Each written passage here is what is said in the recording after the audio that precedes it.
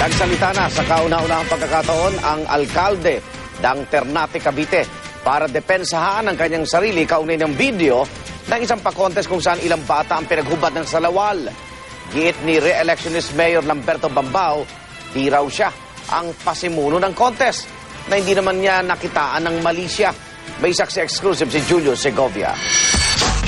Siguro po, sa election motivation siguro yan eh. Propaganda yan. Alam mo naman, hindi ako nagagalit dyan, hindi ako napipikon dyan. Yan ang sagot sa akin ni Ternate Cavite Mayor Lamberto Bambao. Nang tanungin ko kung sino ang posibleng nasa likod ng videong ito, kung saan makikita siyang may hawak na mikropono sa isang pa-contest ng mga batang lalaking walang salawal. Git ng alkalde sa kanyang kauna-una ang pagharap mula na pumutok ang issue.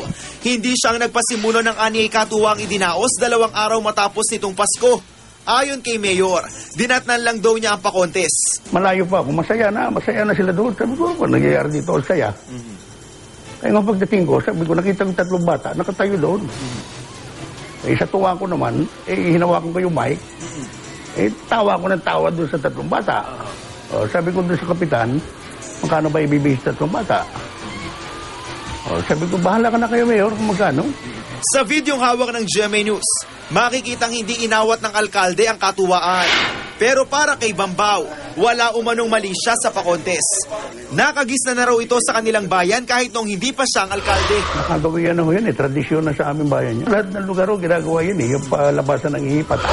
Nagulat po kami dahil hindi namin akalain. Dahil yung mga video na yun, yung ginagawa nila, pangkaraniwan na lang ginagawa dito sa probinsya namin.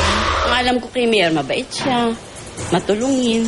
Itinanggi rin ni Mayor Bambao na hindi siya nagpapakita sa munisipyo. Kahit ito ang sinasabi ng ilang empleyado sa mga naghahanap sa kanya nitong mga nakarang araw.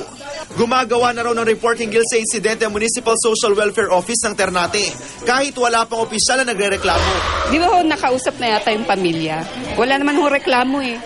Walang reklamo. Walang nagre-reklamo kay Mayor. Sakaling magkaroon ng formal na reklamo, haharapin daw ito ni Bambao. Ipanunukala rin daw niya sa konseho na magpasa ng ordinansang magbabawal sa mga pa-contest na maglalagay sa alanganin ng kapakanan ng mga bata. Ako si Julio Segovia, ang inyong saksi.